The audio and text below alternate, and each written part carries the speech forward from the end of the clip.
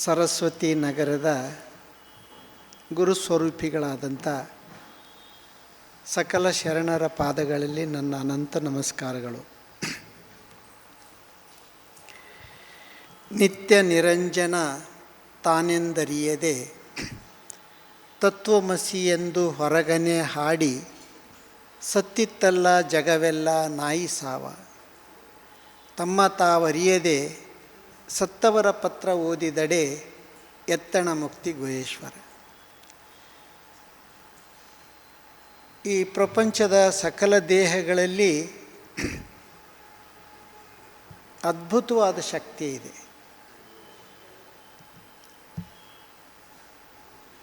ಆ ಶಕ್ತಿ ದೇಹವನ್ನು ಪರೀಕ್ಷೆಗೆ ಒಡ್ಡಿದೆ.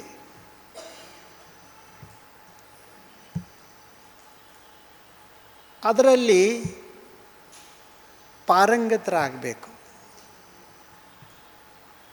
ಶಕ್ತಿನೇ ತಾನಿದ್ದ ದೇಹಕ್ಕೆ ಪರೀಕ್ಷೆಯನ್ನೊಡ್ಡಿದೆ. ಆ ಪರೀಕ್ಷೆಯಲ್ಲಿ ಪಾಸಾದವನೇ ಜಾಣ. ಹೇಗೆ ಪಾಸಾಗಬೇಕು ಅಂಥೇಳಿ ಶರಣರು 12ನೇ ಶತಮಾನದಲ್ಲಿ ಭಾಳ ಸುಂದರವಾದ ಅದ್ಭುತವಾದ ಕೆಲಸ ಮಾಡಿದರು. ರಾಜೂರಪ್ಪವರು ಹೇಳಿದರು, 4 ತೆರನ ಸಾಹಿತ್ಯ ಬಂದಿದೆ ಅಂಥೇಳಿ. 3 ತೆರದವರು ಅದನ್ನು ಹಾಡಿ ಹೊಗಳಿದರು ಮತ್ತು ಅದರಲ್ಲಿದ್ದ ವಚನಗಳನ್ನು ವಿಶ್ಲೇಷಣೆ ಮಾಡಿದರು. ಈ 4ನೇಯವರ ಸಂಖ್ಯೆ ಕಡಿಮೆ ಇದೆ. ಆದರೆ 4ನೆಯ ಶಕ್ತಿ ಎಲ್ಲರಲ್ಲಿ ಸಂಗಮವಾಗಿದೆ. ಅವ್ರು ಹೇಳಿದ 4ನೇ ಶಕ್ತಿ ಎಲ್ಲರಲ್ಲಿ ಸಂಗಮವಾಗಿದೆ. ನಾವು ಮತ್ತೊಂದು ಆಶ್ರಯಕ್ಕೆ ಶರಣಾಗತರಾಗಿವೆ. ದೇಹದಲ್ಲಿದ್ದ ಸಂಪತ್ತಿಗೆ ದೇಹ ಶರಣಾಗತಿಯಾಗಿಲ್ಲ. ದೇಹದಲ್ಲಿದ್ದ ಸಂಪತ್ತಿಗೆ ಮನಸ್ಸು ಶರಣಾಗತಿಯಾಗಿಲ್ಲ. ಶರಣ ಅಂತನ್ನೋದು ಎಷ್ಟು ಸುಂದರವಾದ ಶಬ್ದ. ಶರಣಂದರೆ ಯಾರು? ನಾವೆಲ್ಲರಿಗೂ ಶರಣ ಶರಣ ಅಂತ ಕರಿತೀವಿ. ಆದರೆ ಮನಸ್ಸು ದೇಹದಲ್ಲಿದ್ದ ಅರಿವಿನ ಸಂಪತ್ತಿಗೆ ಶರಣು ಹೋಗಿ ಶರಣಾಗತನಾದವನೇ ಶರಣ. ಅರಿವಂದ್ರೆ ಸಾಮಾನ್ಯ ಅಲ್ಲ. ಗುರುವಾಗಿ ಸಕಲ ದೇಹಕ್ಕೂ ಮತ್ತು ಮನಸ್ಸಿಗೂ ಪಾಠ ಮಾಡತಕ್ಕಂಥ ವ್ಯಕ್ತಿ, ಅವ್ಯಕ್ತ ವ್ಯಕ್ತಿ. ನಾವು ಮೊದಲನೇದು ಪ್ರಾಥಮಿಕವಾಗಿ ಇದನ್ನು ತಿಳಿಸಿ ಹೇಳುವ ಅನುಭಾವಿಗಳ ಸಂಖ್ಯೆ ಕಡಿಮೆ ಮತ್ತು ಅವ್ರನ್ನ ಹುಡುಕೋದ್ರಲ್ಲಿ ಕೂಡ ನಾವು ಹಿಂದೆ ಬಿದ್ದಿದ್ದೇವೆ. ಮನಸ್ಸು ಅವರವರಿಗೆ ಶರಣಾಗಿದೆ, ತನಗೆ ಶರಣಾಗಿಲ್ಲ. ತನ್ನಲ್ಲಿದ್ದ ಸಂಪತ್ತಿಗೆ ಶರಣಾಗಿಲ್ಲ. ತನ್ನಲ್ಲಿದ್ದ ಸಂಪತ್ತಿಗೆ ಶರಣು ಹೋಗೋ ಬಗೆಯನ್ನು ಬಸವಣ್ಣವರು ಯಾರ್ಯಾರಿಗೆ ತಿಳಿಸಿ ಹೇಳಬೇಕೋ ಸತ್ಸಂಗದ ಮೂಲಕ ತಿಳಿಸಿ ಹೇಳಿದದಕ್ಕೆ ಅಲ್ಲಿ ಒಂದು ಅದ್ಭುತವಾದ ಜ್ಞಾನಕ್ರಾಂತಿ ಉಂಟಾಯಿತು. ಅಲ್ಲಿ ಜಾತಿ ವಿರುದ್ಧ ಹೋರಾಟ ಮಾಡಿದರು, ಸುಳ್ಳು. ಅಲ್ಲಿ ಸ್ತ್ರೀ ಪುರುಷ ಭೇದ ಭಾವ ತಾಳಲಿಲ್ಲ, ಅದು ಸುಳ್ಳು. ಈಗ ನಮಗೆ ಅನುಭವಕ್ಕೂ ಬರ್ತಾ ಇಲ್ಲ. ನಾವು ಸ್ತ್ರೀಯರು, ನಾವು ಪುರುಷರು ಅಂಥೇಳಿ ಅಜ್ಞಾನದ ಆಮಂತ್ರಣ ಮಾಡಿಕೊಂಡು ನಾವು ಸ್ತ್ರೀ ಅಂದ್ಕೊಂಡೀವಿ, ನಾವು ಪುರುಷ ಅಂತ ಅಂದ್ಕೊಂಡೀವಿ. ಪದಾರ್ಥದ ಬಗ್ಗೆ ಆಲೋಚನೆ ಮಾಡೋಣ. ಕಣ್ಣು, ಕಿವಿ, ಮೂಗು, ನಾಲಿಗೆ, ಚರ್ಮ, ಇವು ಯಾವುವು ಸ್ತ್ರೀ ಪುರುಷ? ಈ ದೇಶದ ತನುವಾದರೇನು, ಪಾಕಿಸ್ತಾನ, ರಷ್ಯಾ, ಅಮೇರಿಕದ ತನುವಾದರೇನು, ಸ್ವಭಾವಗಳೆಲ್ಲ ಒಂದೇ ಇದೆ, ಅರಿವು ಒಂದೇ ಇದೆ, ಮನಸ್ಸು ಒಂದೇ ಇದೆ, ದೇಹ ಒಂದೇ ಥರ ಇದೆ. ಆದರೂ ಕೂಡ ನಾವು ನಮ್ಮ ಹತ್ರ ಸಂಗ್ರಹ ಭಾವನೆಗೆ, ಸಂಗ್ರಹಕ್ಕೆ ಹೆಚ್ಚು ಮಹತ್ವ ಕೊಡ್ತೀವಿ ಹೊರತು ಸ್ವಾನುಭಾವಕ್ಕೆ ಮಹತ್ವ ಕೊಡ್ತಾ ಇಲ್ಲ. ಅದಕ್ಕೆ ಅವರು ನಿತ್ಯ ನಿರಂಜನ ತಾನೆಂದರಿಯದೆ, ಯಾರು? ಪ್ರತಿಯೊಬ್ಬ ವ್ಯಕ್ತಿ ತಾನು ನಿರಂಜನ, ಆದರೆ ರಂಜನೆಗೆ ಒಳಗಾಗಿದ್ದಾನ. ಯಾವ ರಂಜನೆಗೆ ಒಳಗಾಗಿದ್ದಾನ? ಸ್ತ್ರೀ ಪುರುಷ ಅನ್ನುವ ಅಜ್ಞಾನದ ರಂಜನೆಗೆ ಒಳಗಾಗಿದ್ದಾನೆ. ಆಸ್ತಿಯ ಅಂತಸ್ತು ಅನ್ನುವ ಅಜ್ಞಾನದ ರಂಜನೆಗೆ ಒಳಗಾಗಿದ್ದಾನೆ. ಆ ರಂಜನೆ ಯಾವಾಗ ಕಳೆದೋಗ್ತದೆ ಅಂದರೆ ತಾನು ಪ್ರಯತ್ನ ತಪಸ್ಸು ಮಾಡಿದರೆ ಕಳೆದೋಗೋದಿಲ್ಲ, ನಿರಂಜನನ ಪರಿಚಯ ಆದರೆ ಕಳೆದೋಗ್ತದೆ. ನಿರಂಜನನು ಇಲ್ಲೇ ಇದ್ದಾನ, ನನ್ನನ್ನು ಸದಾ ರಂಜನೆಗೆ ಒಳಪಡಿಸುವ ಮನಸ್ಸು ಕೂಡ ಇಲ್ಲೇ ಇದೆ. ಮನಸ್ಸಿನ ಮಾತು ದೇಹ ಕೇಳ್ತದೆ ಹೊರತು ದೇಹದಲ್ಲಿಯೇ ಸಂಗಮವಾದ ಸಂಗಯ್ಯನ ಮಾತು ದೇಹ ಕೇಳೋದಿಲ್ಲ, ಮನಸ್ಸು ಕೇಳೋದಿಲ್ಲ. ಇಲ್ಲಿ ನಾವು ಭಾಳ ಆಲೋಚನೆ ಮಾಡಬೇಕು. ಸತ್ತವರ ಪತ್ರ ಓದಿದಡೆ ಎತ್ತಣ ಮುಕ್ತಿ ಗುಹೇಶ್ವರ. ಇದು ಎಂಥ ಸುಂದರವಾದ ಮಾತು. ಇದು ಯಾರು ಪ್ರಭು ಹೇಳಿದರು. 280 ಕೋಟಿ ವಚನಗಳ ಹಾಡಿ ಮನ ಘನವನರಿಯಲಿಲ್ಲ, ಘನ ಮನವನರಿಯಲಿಲ್ಲ. ಅಂದರೆ 280 ಕೋಟಿ ವಚನಗಳು ಬರೆದರೂ ಕೂಡ ಅದೇನಂತ ನನಗೆ ಗೊತ್ತಾಗಲಿಲ್ಲ ಅಂತ ಪ್ರಭುದೇವರು ಹೇಳ್ತಾರೆ.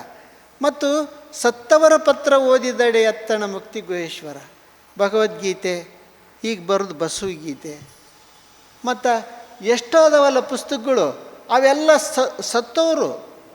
ಈಗ ಎಲ್ಲರೂ ರಾಜೂರು ಸಾಹೇಬರು ಬರ್ದಾರೆ, ಎಲ್ಲರೂ ಬರ್ದಾರ, ಸತ್ತು ಹೋಗ್ತೀವಲ್ಲ ನಾವು. ಅದನ್ನು ಓದಿದರೆ ನಮಗೆ ಯಾವಾಗ ಮುಕ್ತಿ ಸಿಗ್ತದ? ಗ್ರಂಥಗಳು ಎಲ್ಲಿದ್ದು ಬಂದು? ಗ್ರಂಥ ಬಂದು ಜಾಗದಲ್ಲಿ ಹುಡುಕಬೇಕೇ ಹೊರತು ಗ್ರಂಥದಲ್ಲಿ ಹುಡುಕಕತ್ತೀವಿ ನಾವು. ಗ್ರಂಥದಲ್ಲಿ ಹುಡುಕಿ ಈ ಗ್ರಂಥದಲ್ಲಿ ಸಂಗ್ರಹ ಮಾಡ್ತೀವಿ. ಈ ಗ್ರಂಥದಲ್ಲಿದ್ದ ಸಂಪತ್ತು ಇಲ್ಲೇ ಕೊಳಿತದ. ಆ ಗ್ರಂಥದ ಸಂಪತ್ತು ಮಾತಾಡಲಿಕ್ಕೆ ಬರ್ತದೆ ಹೊರತು ಇರಲಿಕ್ಕೆ ಬರೋದಿಲ್ಲ. ನಾವು ಮಾತಾಡಿ ಒರ್ಲಿ ಸಾಯಬೇಕು, ಏನು ಅರಿವಿನಿಂದ, ಜಾಣತನದಿಂದ, ಸಮಾಧಾನದಿಂದ, ಪರಮ ಸುಖದಿಂದ ಇದ್ದು ಇಲ್ಲಾಗಬೇಕು. ಯಾವುದು ಮನೆ ಚೆನ್ನಾಗಿದೆ? ನರಕ. ಬೆಳಗ್ಗೆ ಎದ್ದರೆ ನರಕದ ದರ್ಶನ ಆಗುತ್ತೆ. ರಾತ್ರಿ ಮಲಗಿದಾಗ ನೀವ್ಯಾರು ಅನ್ನೋದು ನಿಮಗೆ ಪರಿಚಯ ಇತ್ತಾ? ನೀವು ಹೆಣ್ಣ ಗಂಡ? ಏನು ಇಂಥವ್ರ ಹೆಂಡ್ತಿನ? ಏನು ಇಂಥವ್ರ ಗಂಡನ? ಏನು ಪ್ರಧಾನಿನ? ಏನು ರಾಷ್ಟ್ರಪತಿನ? ಏನು ಶಾಸಕನ, ಸಚಿವನ? ಬೆಳಗ್ಗೆದ್ರೆ ರೋಗ. ರಾತ್ರಿ ಯಾರು ನನ್ನನ್ನು ಇಲ್ಲಾಗಿಸಿದ್ರು? ನಾನು ಇಲ್ಲಾಗಿದ್ನೆಲ್ಲ ರಾತ್ರಿ. ಅವ್ರು ಯಾರು? ಪ್ರತಿಯೊಬ್ಬ ಮನುಷ್ಯ ತನ್ನ ಆಯುಷ್ಯದ ಅರ್ಧ ಭಾಗವನ್ನು ಜ್ಞಾನದ ಪರಮ ಸುಖದಿಂದ ಕಡಿತಾನ, ಅರ್ಧ ಭಾಗವನ್ನು ಅಜ್ಞಾನದ ನರಕದಿಂದ ಕಡಿತಾನ. ನನ್ನಲ್ಲಿದ್ದ ಭಗವಂತ ನೀನು ತನ್ನ ಜೊತೆಗೆ ತನ್ನ ತೆಕ್ಕೆಗೆ ಹಾಕ್ಕೊಂಡು ಮಲ್ಕೊಂಡು ಎಲ್ಲ ನಿರ್ನಾಮ ಮಾಡಿದ. ನೀನು ಆಫೀಸರ್ ಅಲ್ಲ, ನೀನು ಉಪನ್ಯಾಸಕಲ್ಲ, ನೀನು ಜಿಲ್ಲಾಧಿಕಾರಿ ಅಲ್ಲ, ನೀನು ಶಾಸಕಲ್ಲ, ನೀನು ಪ್ರಧಾನಿ ಅಲ್ಲೋ, ನೀನು ರಾಷ್ಟ್ರಪತಿನೂ ಅಲ್ಲ. ನೀನು ಯಾರು? ನನ್ನವನು, ನನ್ನ ಮಗ, ನನ್ನ ಸತಿ, ನನ್ನ ಪರಮ ಪ್ರತಿವತಿ ಸತಿ ನೀನು ಅಂಥೇಳಿ ತನ್ನ ತೆಕ್ಕೆಗೆ ತೊಗೊಂಡು ಮಲ್ಕೊಂಡಿದ್ದ. ಏನೂ ನನಗೆ ಗೊತ್ತಿಲ್ಲ. ಬೆಳಗ್ಗೆ ಎದ್ದ ತಕ್ಷಣ ನನ್ನ ಅಜ್ಞಾನ ಮತ್ತೆ ಪ್ರಾರಂಭ ಆಗ್ತದೆ. ಒಂದು ಸಣ್ಣ ಶಬ್ದ ಮಗನ ಬಾಯಿಂದ ಬಂದರೆ ಶರೀರ ಕುದೀತದ. ಅದು ಅವತ್ತೊಂದೇ ಕುದೀತದ? ಏನು ಅವಾಗ ಒಂದೇ ಕುದೀತದ? ಇಡೀ ಸಾಯುವವರೆಗೂ ಕುದೀತದ? ಮತ್ತು ಆ ಮಗ ಅಂದ ಶಬ್ದನ ನಷ್ಟ ಮಾಡಿಕೊಳ್ರಿ ನೋಡೋಣ. ನಿಮ್ಮ ಬ್ಯಾಂಕ್ ಬ್ಯಾಲೆನ್ಸ್ ನಿಲ್ಲಾಗ್ಬೋದು, ಆದರೆ ಯಾರಾದರೂ ಅಂದು ಮಾತು, ಯಾರಿಗಾದರೂ ನೀವು ಅಂದು ಮಾತು ಅದು ನಿಮ್ಮಲ್ಲೇ ಉಳಿದು ನಿಮ್ಮನ್ನು ಕೊರೀತದೆ. ಎಲ್ಲಿವರೆಗೆ? ಅದು ಅರಿವಾಗಲ್ಲಿವರೆಗೆ ನಿಮ್ಮನ್ನು ಕೊರೀತದೆ. ಇಂಥ ನರಕದ ಜೀವನವನ್ನು ನಾವು ಸಾಗಿಸ್ತೀವಿ. ಅದಕ್ಕೆ ಶರಣರು ಪಂಡಿತರ ಹತ್ರ ಹೋಗಲಿಲ್ಲ. ಅಲ್ಲಿ ಹೋಗಿದ್ರೆ ಅವರು ಮತ್ತೆ ನಮ್ಮಂತೆ ಸತ್ತು ಹೋಗ್ತಿದ್ರು. ಯಾರ ಹತ್ರ ಹೋದರು? ವೇಶ್ಯರ ಹತ್ರ ಹೋದರು. ಯಾರಿಗೆ ಅಕ್ಷರ ಬರೋದಿಲ್ಲ ಅವ್ರ ಹತ್ರ ಹೋದರು. ಅಲ್ಲಿದ್ದ ಅಕ್ಷರೋತ್ತಮನ್ನ ಬಡಿದೆಬ್ಬಿಸಿದರು. ಅಕ್ಷರೋತ್ತಮನ ಇಲ್ಲದ ಶರೀರನೇ ಇಲ್ಲ. ಅಕ್ಷರ ಕಲ್ತವನೇ ಜಾಣ ಅಂತಲ್ಲ. ಅಕ್ಷರ ಏನೇನೂ ಕೆಲಸಕ್ಕೆ ಬರೋದಿಲ್ಲ. ಯಾಕಂದ್ರೆ ಓದಿದ್ದು ಇಲ್ಲಿ ಸಂಗ್ರಹ ಆಗ್ತದಲ್ಲ. ಈ ಸಂಗ್ರಹನ ನಾಶ ಮಾಡಿಕೊಳ್ಳೋ ತತ್ವ ನನಗೆ ಗೊತ್ತಿಲ್ಲ, ಟೆಕ್ನಿಕ್ ಗೊತ್ತಿಲ್ಲ. ನಾನು ಅದನ್ನೇ ಹೇಳ್ತೀನಿ. ಆದರೆ ನಾನು ಆಪತ್ಕಾಲಕ್ಕೆ ಒಳಗಾದಾಗ ಆ ತತ್ವ, ನಾನು ಓದಿದ್ದ ತತ್ವ ನನ್ನ ಉಪಯೋಗಕ್ಕೆ ಬರೋದಿಲ್ಲ. ನಾನು ಯಾವಾಗ ಶುರು ಮಾಡೀನಿ? ಇನ್ನೊಂದು 10 ನಿಮಿಷ ಮಾತಾಡ್ತೀನಿ. ನನ್ನ ಉಪಯೋಗಕ್ಕೆ ಬರೋದಿಲ್ಲ. ಮತ್ತು ನಾನು ಕಲ್ತದ್ದು ನನ್ನ ಉಪಯೋಗಕ್ಕೆ ಬರಲಿಲ್ಲ ಅಂದರೆ ನಾನು ದಿನ ಕ್ಷಣಕ್ಕೂ ಬರ್ನ್ ಆಗ್ತಿದ್ರೆ, ನನ್ನ ಶರೀರ ಉರಿತಿದ್ರೆ, ನನ್ನ ಶರೀರ ನನ್ನಲ್ಲಿದ್ದ ಅಗ್ನಿಗೆ ತುತ್ತಾಗ್ತಿದ್ರೆ ಅದನ್ನು ನಾಶ ಮಾಡೋನು ಯಾರಾದರೂ ವೈದ್ಯ ಅದನೇನು? ಯಾವ ವೈದ್ಯನೂ ಕೆಲಸ ಮಾಡೋದಿಲ್ಲ. ಅವನು ಶರೀರಕ್ಕೆ ಚಿಕಿತ್ಸೆ ಮಾಡ್ತಾನೆ. ಶರೀರಕ್ಕೂ ಕೂಡ ರೋಗ ಬಾರದೇ ಇರತಕ್ಕಂಥ ಒಂದು ಶಕ್ತಿ ನಿಮ್ಮಲ್ಲಿದೆ. ಬೇಕಾದಷ್ಟಿದೆ. ನನಗೆ ಕ್ಯಾನ್ಸರ್ ಇತ್ತು, ಕ್ಯಾನ್ಸರ್ ಬಂದಿತ್ತು. ಅವರು ಸಾರಿ ಸರ್ ನಿಮ್ಮ ಕ್ಯಾನ್ಸರ್. ಆದರೆ ನೀನ್ಯಾಕೆ ಸಾರಿ ಹೇಳ್ತಿದ್ದಿ? ಶರೀರಕ್ಕೆ ಬಂದಿದೆ, ಅದು ಇವತ್ತಿಲ್ಲ ನಾಳೆ ಹೋಗೋದು. ಕ್ಯಾನ್ಸರ್ ಬಂದರೂ ಹೋಗೋದೆ, ಕ್ಯಾನ್ಸರ್ ಬಾರ್ದಿದ್ದರೂ ಹೋಗೋದೆ. ಸಾರಿ ಸರ್ ನಿಮಗೆ 4 ಬ್ಲಾಕ್ ಆಗ್ಯಾವ. ನೀನ್ಯಾಕೆ ಸಾರಿ ಹೇಳ್ತಿದ್ದೆ? 4 ಆಗಲಿ 8 ಆಗಲಿ, ಹೌದಿಲ್ಲ? ಅದು ಅಲ್ಲಿ ಸುಧಾರಿಸಿಕೊಳ್ಳುವ ಅಲ್ಲ, ಆತ ಬದುಕಬೇಕಾಗ್ಯದ, ನಾನಲ್ಲ. ನನ್ನೊಳಗಿದ್ದವನು ಬದುಕಬೇಕಲ್ಲ, ಅಂದರೆ ಇದನ್ನ ಇಡಬೇಕಲ್ಲ. ನನಗೆ ಆ ಸೂತ್ರ ಗೊತ್ತಿರಲಾರ್ದದಕ್ಕೆ ನಾನು ವೈದ್ಯನ ಹತ್ರ ಹೋಗ್ತೀನಿ. ಭವರೋಗದ ವೈದ್ಯ ನನ್ನಲ್ಲಿ ಅದಾನ. ಭವರೋಗದ ವೈದ್ಯನ ಪರಿಚಯ ಯಾರಿಗೆ ಆಗೋದಿಲ್ಲೋ ಮತ್ತು ಭವರೋಗದ ವೈದ್ಯನ ಪರಿಚಯ ಹೆಂಗಾಗ್ತದ? ಭವರೋಗದ ವೈದ್ಯನ ಪರಿಚಯ ಮಾಡಿಕೊಂಡವ್ರ ಪರಿಚಯ ಮೊದಲಾಗಬೇಕು. ಮತ್ತು ಅವನು ಹೆಂಗಿರ್ಬೇಕಂದ್ರೆ, ಇಲ್ಲಿ ಭವರೋಗದ ವೈದ್ಯದ ಇಲ್ಲೇ ಗುರು ಅದಾನ, ನನ್ನ ಕಾಲು ಹಿಡ್ಕೊಂಡ್ರೆ ಏನು ಉಪಯೋಗ ಇಲ್ಲ. ನಿನ್ನೊಳಗೆ ಇದ್ದು ಗುರುವಿನ ಕಾಲು ನೀನು ಹಿಡ್ಕೊ. ಅವನ ಕಾಲು ಹಿಡ್ಕೊಳಕ್ಕೆ ನೀನು ಬರ್ತದೇನು? ಅದನ್ನು ಆಲೋಚನೆ ಮಾಡಬೇಕು ನಾವು. ನಾನು ನನ್ನೊಳಗಿದ್ದ ಭಗವಂತನಿಗೆ ನಾನು ಶರಣು ಹೋಗಬೇಕು. ಭಗವದ್ಗೀತೆ ಅಂದರೆ ಏನು? ಭಗವಂತನ ಗೀತೆ. ಅದನ್ನು ಆಲಿಸೋ ಶಕ್ತಿ ನಮಗಿರಬೇಕು. ನಾನು ನೋಡ್ತೀನಿ, ನೋಡಿದ್ದು ತಪ್ಪು ಅಂತ ನನಗೆ ಗೊತ್ತಾಗ್ತದೆ. ನೋಡಿದರೆ ನನಗೆ ಸುಖ ಆಯಿತು. ನೀನು ನೋಡಿದ್ದು ತಪ್ಪು ಅಂತ ನನಗೆ ಯಾರು ಹೇಳಿದರು? ನಾನು ಸುಖಪಟ್ಟಾಗ ಆ ಧ್ವನಿ ನನಗೆ ಗೊತ್ತಾಗಬಾರ್ದಲ್ಲ. ನನ್ನ ಕಣ್ಣಿನೊಳಗಿದ್ದ ದೃಶ್ಯ ನನ್ನದು ಒಂದಿದೆ, ನನ್ನ ಕಣ್ಣಿನೊಳಗೆ ಭಗವಂತನ ದೃಶ್ಯ ಒಂದಿದೆ, ಅರಿವಿನ ದೃಶ್ಯ ಒಂದಿದೆ, ಗುರುದೇವನ ದೃಶ್ಯ ಒಂದಿದೆ. ನಾನು ನೋಡಿ ಅಜ್ಞಾನಕ್ಕೆ ಜಾರಿದಾಗ ಆ ದೃಶ್ಯಕ್ಕೆ ಅರಿವಿನ ದೃಶ್ಯ ಗುರುವಾಗಿ ಬೋಧೆ ಮಾಡ್ತದ, ನೀನು ಸರಿಯಾಗಿ ನೋಡಲಿಲ್ಲ ಅಂತ. ನೀನು ಸರಿಯಾಗಿ ನೋಡಲಿಲ್ಲ, ಮತ್ತು ನಾನು ಸರಿಯಾಗಿ ನೋಡಲಿಲ್ಲಲ್ಲ ಅಂಥೇಳಿ ನನ್ನ ಕಪಾಳಕ್ಕೆ ಎಂದ ನೋಡ್ಕೊಂಡಿನೇ? ಸುಂದರವಾದ ಯುವತಿ ಬಂದರೆ ನೋಡಿದ, ಸಮೀಪ ಬಂದರೆ ಅಕ್ಕ ತಂಗಿ ಅಂದ. ನೋಡಿದ್ದು ಖರೇವ, ಏನು ಮಾತಾಡಿದ್ದು ಖರೇವ? ಮಾತಾಡಿದಂತೆ ನೋಡಕ್ಕೆ ಬರಲಿಲ್ಲ, ನೋಡಿದಂತೆ ಮಾತಾಡಕ್ಕೆ ಬರಲಿಲ್ಲ. ಏನಿದು ಅಜ್ಞಾನ? ಇದು ಓದಿದರೆ ಹೋಗೋ ರೋಗನ? ಇಲ್ಲೇ ಓದಬೇಕಲ್ಲ. ಇಲ್ಲಿ ಓದೋದು ಬಿಟ್ಟಿವಿ ನಾವು. ಸರ್ಕಾರ ಕೂಡ ಇಲ್ಲಿ ಓದಿಸೋದು ಬಿಟ್ಟದ, ವಿಶ್ವವಿದ್ಯಾಲಯಗಳು ಕೂಡ ಇಲ್ಲಿ ಓದಿಸೋದು ಬಿಟ್ಟವ. ಇಲ್ಲಿ ತತ್ವಶಾಸ್ತ್ರ ಅಂತ ಒಂದು ವಿಭಾಗ ಇರ್ತದ. ಅಲ್ಲಿ ಕೃಷ್ಣ ಹಂಗೆ ಹೇಳಿದ, ಮತ್ತು ಬಸವಣ್ಣವ್ರು ಹಿಂಗೆ ಹೇಳಿದರು, ದಾಸರು ಹಿಂಗೆ ಹೇಳಿದರು, ಹಿಂಗೆ ಹೇಳಿದರು ಅಂತನ್ನೋದು ಸಂಗ್ರಹ ಆಗ್ತದೆ ಹೊರತು ಇದರಲ್ಲಿ ಪಂಡಿತ ಆಗ್ತಾನೆ ಹೊರತು ಅವನು ಸ್ವತಃ ಸ್ವಾನುಭಾವಿ ಆಗೋದಿಲ್ಲ. ಸ್ವಾನುಭಾವಿ ಆಗೋದಕ್ಕೂ ಓದೋದು ಬೇಕಾಗಿಲ್ಲ, ನೋಡಬೇಕು. ನಾನು ಸರಿಯಾಗಿ ನೋಡ್ತೀನೋ ಇಲ್ಲೋ ಅನ್ನೋದು ನನಗೆ ಗೊತ್ತಾಗ್ತದ. ನಾನು ಸರಿಯಾಗಿ ನೋಡಲಿಲ್ಲ ಅಂದರೆ ವಾಪಸ್ ಬಂದು ಮತ್ತೆ ಸರಿಯಾಗಿ ನೋಡೋದಕ್ಕೆ ಪ್ರಯೋಗಕ್ಕೆ ಹೋದಾಗ ನನಗೆ ಅನುಕೂಲ ಆಗ್ತದೆ.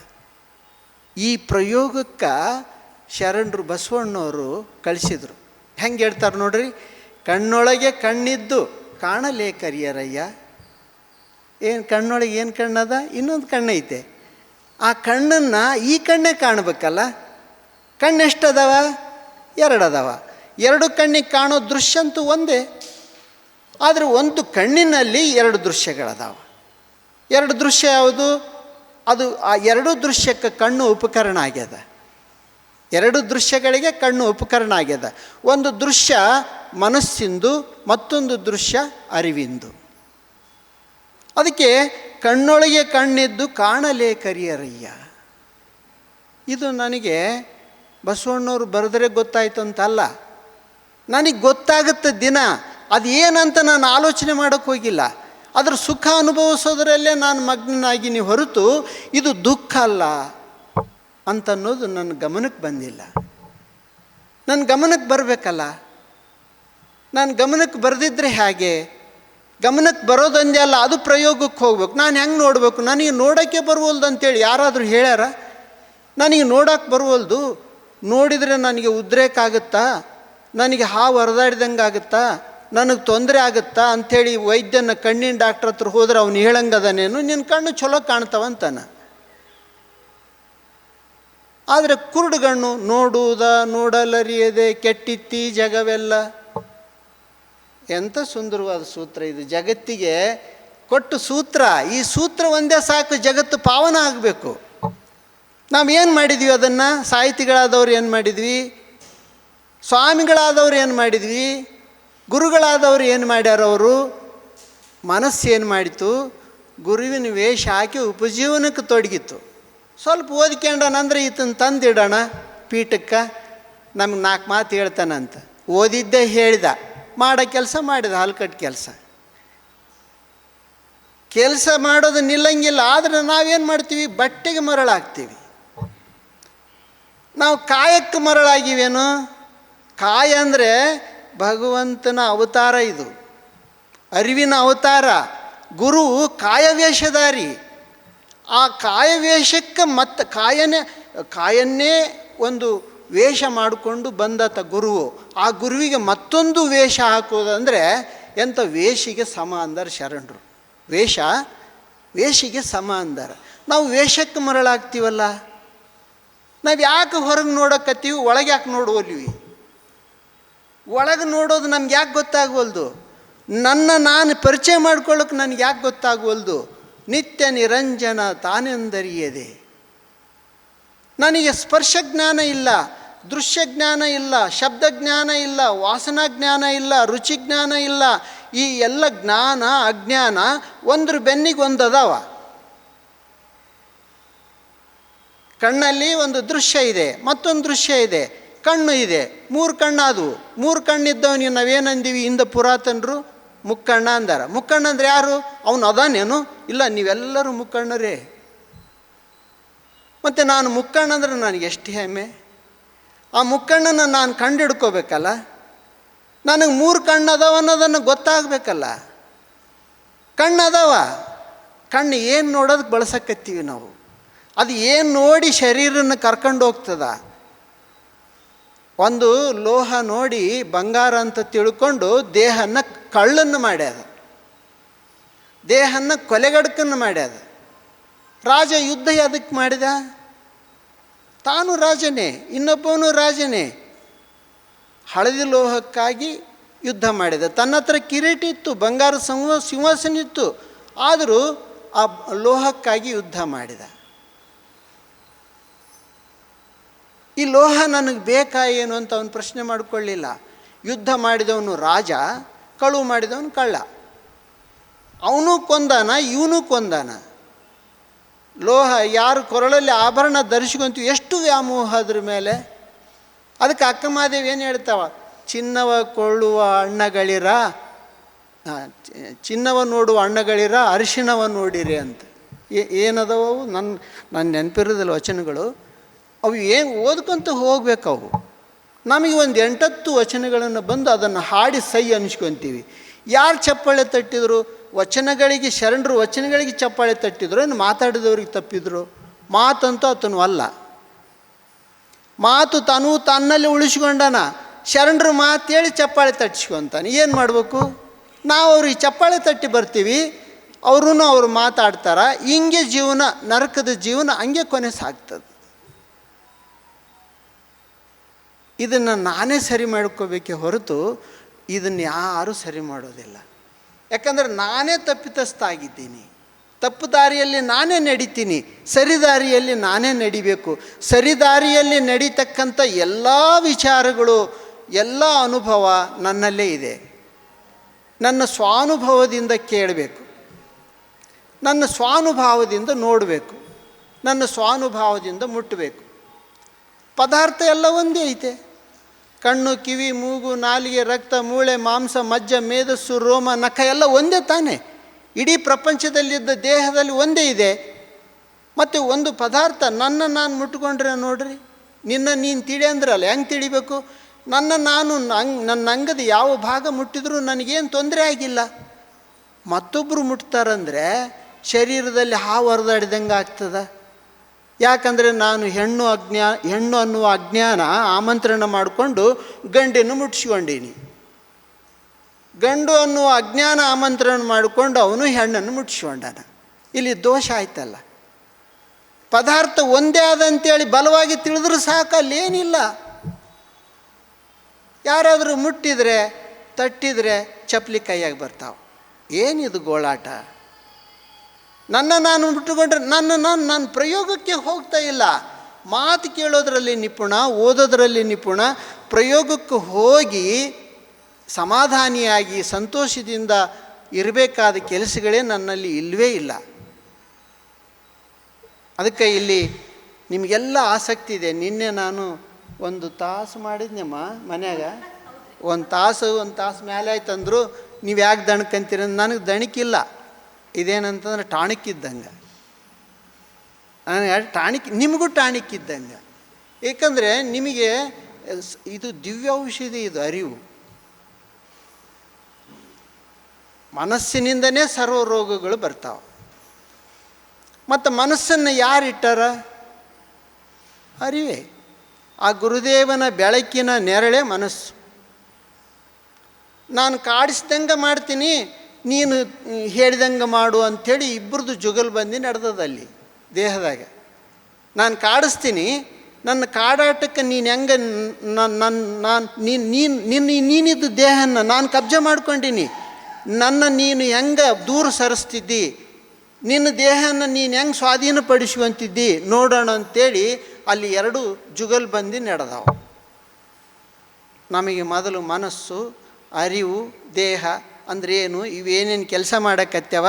ಈ ಮನಸ್ಸು ಪಂಚೇಂದ್ರಿಯಗಳಲ್ಲಿ ಇಂದ್ರಿಯಗಳಾಗ್ಯದ. ಜ್ಞಾನೇಂದ್ರಿಯ ಅನ್ನೋದು ಒಂದೇ, ಅದು ಪಂಚೇಂದ್ರಿಯಗಳದಾವಲ್ಲ, ಅಲ್ಲಿ ಇಂದ್ರಿಯ ಅನ್ನೋದು ಒಂದೇ. ಜ್ಞಾನೇಂದ್ರಿಯ ಒಂದೇ, ಪಂಚೇಂದ್ರಿಯಗಳ 5. ಪ್ರತಿ ಇಂದ್ರಿಯದಲ್ಲಿ ಜ್ಞಾನ ಇದೆ, ಅಲ್ಲಿ ಅಜ್ಞಾನವೂ ಇದೆ. ಇಂದ್ರಿಯ ಕಾರಣದಿಂದಾಗಿ, ಮನಸ್ಸಿನ ಕಾರಣದಿಂದಾಗಿ ಅಜ್ಞಾನ ಇದೆ. ಆ ಅಜ್ಞಾನ ಸರ್ವನಾಶ ಆಗಬೇಕಾದ್ರೆ ಅಲ್ಲಿದ್ದ ಜ್ಞಾನ ಪರಿಚಯ ಆಗಬೇಕು ಅಜ್ಞಾನಕ್ಕೆ. ಯಾಕಂದರೆ ಅದು ತನ್ನ ಸಾಮ್ರಾಜ್ಯ ಮಾಡ್ಕೊಂಡದ, ಕಣ್ಣಿನಲ್ಲಿ ತನ್ನ ಅಜ್ಞಾನ ಸಾಮ್ರಾಜ್ಯ ಕಟ್ಕೊಂಡು ಬಿಟ್ಟದ.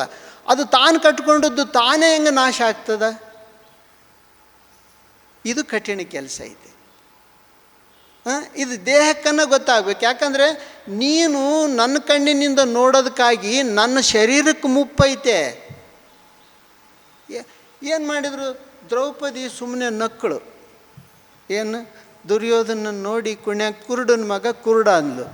ಅದು ಶಬ್ದ ದುರ್ಯೋಧನನ ವಜ್ರ ಶರೀರ ಛಿದ್ರ ಮಾಡಿತು. 18 ಅಕ್ಷೋಹಿಣಿ ಸೈನ್ಯದ ಸಾವಿಗೆ ಆ ಶಬ್ದ ಕಾರಣ ಆಯಿತು. ಶಬ್ದದಲ್ಲಿ ಅಣುಬಾಂಬಿಗಿಂತ ದೊಡ್ಡದಲ್ಲ. ಈಗ ಇರಾಕ್ ಯುದ್ಧ ನಡೆದ್ರೆ ಒಂದು ಅಣುಬಾಂಬ್ ಹಾಕಿದ್ರೆ ಎಷ್ಟು ಜನ ಸತ್ತು ಹೋಗ್ತಾರೆ? ಒಂದು 10-20 ಜನ ಸತ್ತು ಹೋಗ್ತಾರೆ. ಶಬ್ದದಿಂದ 18 ಅಕ್ಷೋಹಿಣಿ ಸೈನ್ಯ ಸತ್ತಿತ್ತಲ್ಲ. ರಾವಣನಿಗೆ ನೋಡೋಕ್ಕೆ ಬರಲಿಲ್ಲ. ಸೀತೆಯನ್ನು ನೋಡಿದ, ಲಕ್ಷ್ಮಣನ ಕೊಲ್ಲಕ್ಕೆ ಹೋಗಿದ್ದ, ಸೀತೆಯನ್ನು ನೋಡಿದ. ಯಾಕೆ? ಮಂಡೋದರಿಯನ್ನು ನೋಡಿರಲಿಲ್ಲ ಅವನು. ನೋಡಿದ್ನಲ್ಲ. ಮಂಡೋದರಿ ಸೀತೆ ಬೇರೆ ಇದ್ರಾ? ಕಣ್ಣಿನಲ್ಲಿದ್ದ ಅಜ್ಞಾನ ಅವನು ಸರ್ವನಾಶ ಮಾಡಿತು. ಕೈಕೇಯಿ ಶಬ್ದ ಸುಖಕ್ಕಾಗಿ ತನ್ನ ಮಗ ಪಟ್ಟಕ್ಕೆ ಬರಬೇಕು, ರಾಮ ವನವಾಸಕ್ಕೆ ಹೋಗ್ಬೇಕು, ರಾಮ ವನವಾಸಕ್ಕೆ ಹೋದ್ರೆ ತನ್ನ ಮಗ ಪಟ್ಟಕ್ಕೆ ಬರ್ತಾನೆ ಅಂಥೇಳಿ ಸುಖದಿಂದ ನೋಡಿದ್ಲು. 2 ವರ ಕೇಳಿದ್ಲು. ರಾಮ ವನವಾಸಕ್ಕೆ ಹೋದ. ಕಷ್ಟಪಟ್ಟವ್ರು ಯಾರು? 14 ವರ್ಷ ಕತ್ತಲು ಕೋಣೆಯಲ್ಲಿ ಬಿದ್ದು ಹೊರಗೆ ಯಾರ ಮುಖನೂ ತೋರಿಸಲಿಲ್ಲ. ಸುಖಕ್ಕಾಗಿ ನುಡಿದ ಶಬ್ದ ಸಹಿತ ಕೈಕೇಯಿಗೆ ಹೇಗೆ ಗಾಯ ಮಾಡಿತು ಅನ್ನೋದು ನಾವು ರಾಮಾಯಣ ಓದಿದಾಗ ನಮ್ಮ ಅನುಭವಕ್ಕೆ ಬರಲಿಲ್ಲ ಅಂದರೆ ಅವ್ರ ಚರಿತ್ರೆಗಳು, ಅವ್ರ ಚಿತ್ರಗಳು ನಮ್ಮಲ್ಲಿ ಸ್ಟೋರ್ ಆಗ್ತಾವ. ಮಂಥರೆ ಪಾತ್ರ, ರಾಮನ ಪಾತ್ರ, ರಾವಣನ ಪಾತ್ರ, ವಾಲ್ಮೀಕಿ ಪಾತ್ರ, ವಾಲ್ಮೀಕಿ ಬರುವಾಗ ಚರ್ಚೆ ಮಾಡ್ಕೊತ ಬಂದೀವಿ. ವಾಲ್ಮೀಕಿ ಅಂದರೆ ಹುತ್ತ ಅಂತ. ಈ ಈ ದೇಹ ಅಂತಕ್ಕಂಥ ಹುತ್ತದೊಳಗೆ ಏನು ಬಸವಾದಿ ಶರಣರಾದರು, ದಾಸರಾದರು, ರಾಮ ಆದ, ರಾವಣ ಆದ, ಕೀಚಕ ಆದ, ಎಷ್ಟು ಜನ ಆಗಿ ಹೋಗ್ಯಾರ ಈ ಶರೀರದಲ್ಲಿ. ನಾವು ಅವ್ರನ್ನ ಪಾತ್ರ ಅಂತೇಳಿ ತೋರ್ತು. ಶರೀರ ಒಂದೇ, ಶರೀರದಲ್ಲಿದ್ದ ಅರಿವು ಒಂದೇ, ಶರೀರದಲ್ಲಿದ್ದ ಅಜ್ಞಾನ ಒಂದೇ. ಬೇರ್ಪಡಿಸಿಕೊಂಡು ಅರಿವಿನ ಜೊತೆಗೆ ಸಂಗ ಮಾಡಿ ಆ ಅರಿವೇ ನಾನಾಗಬೇಕು ಅನ್ನುವ ಪ್ರಯೋಗಕ್ಕೆ ನಾವು ಯಾರೂ ಹೋಗದಿದ್ದರೆ ನಾವು ಇನ್ನೂ ಕಠಿಣ ಪರಿಸ್ಥಿತಿಯನ್ನು ಎದುರಿಸ್ಬೇಕಾಗ್ತದೆ. ಶಬ್ದಾಡಂಬರ ನೋಡ್ರಿ, ಮುಖ್ಯಮಂತ್ರಿಗಳಾದವರು ಸಹಿತ ಶಬ್ದದಿಂದ ಎಷ್ಟು ಬೆನ್ನು ಬಿದ್ದಾರ, ಎಷ್ಟು ದುಃಖ ಪಡ್ತಾರ, ಎಷ್ಟು ಹೋರಾಟ ಮಾಡ್ತಾರ ಅಧಿಕಾರಕ್ಕಾಗಿ. ಏನು ಶರೀರ ಸುಟ್ಕೋಬೇಕಾ ಅಧಿಕಾರಕ್ಕಾಗಿ? ಶರೀರಕ್ಕೆ ಬೆಂಕಿ ಹಚ್ಚಬೇಕಾ? ಪಾಲನೆ ಮಾಡೋರೇ ದುಃಖಕ್ಕೊಳಗಾಗ್ಯಾರ. ಈ ರಾಜ್ಯನ ಪಾಲನೆ ಮಾಡೋವನೇ ದುಃಖಕ್ಕೊಳಗಾಗ್ಯಾನ. ಈ ರಾಜ್ಯ ರಾಮನಿಂದ ಒಳ್ಳೆ ಸುಭಿಕ್ಷೆ ರಾಜ್ಯ ಆಗ್ಬೋದು ಅಂಥೇಳಿ ಮೂರ್ಖ ಮೋದಿ ಕಲ್ಲು ತಗೊಂಡೋಗಿ ರಾಮನ್ ಮಾಡಿದ. ನಾವು ಒಂದು ಕಲ್ಲಿನಲ್ಲಿ ಏಸು ದೇವ್ರನ್ನ ಕೆತ್ತೀವಿ. ಅದು ಹೆಣ್ಣು ದೇವರು ಹೌದು, ಗಂಡು ದೇವರು ಹೌದು. ಅಲ್ಲಿ ಕೆಳಗೆ ತಿರುಪತಿಯಲ್ಲಿ ಮಂಗಮ್ಮ, ಅಲಿವೇಲಿ ಮಂಗಮ್ಮ ಕಲ್ಲೇ, ಅದಕ್ಕೆ ಸೀರೆ ಉಡಿಸ್ತೀವಿ. ಮೇಲೆ ವೆಂಕಟರಮಣ, ಅದಕ್ಕೆ ಪಂಜೆ ಮೀಸೆ ತೊಡಿಸ್ತೀವಿ. ಏನು ಮೂರ್ಖತನ ಇದು? ಈ ಮೂರ್ಖತನದಿಂದ ನಾನು ಪಾರಾಗೋದಾದ್ರೆ ಹೇಗಂತ ಒಂದು ಸಲ ಆಲೋಚನೆ ಮಾಡಿನೇ. ಇಂಥ ಅಜ್ಞಾನದ ಬದುಕನ್ನು ಪ್ರತಿ ಮನುಷ್ಯನೂ ಕಟ್ಕೊಂಡು ಹೊಂಟಾನೆ.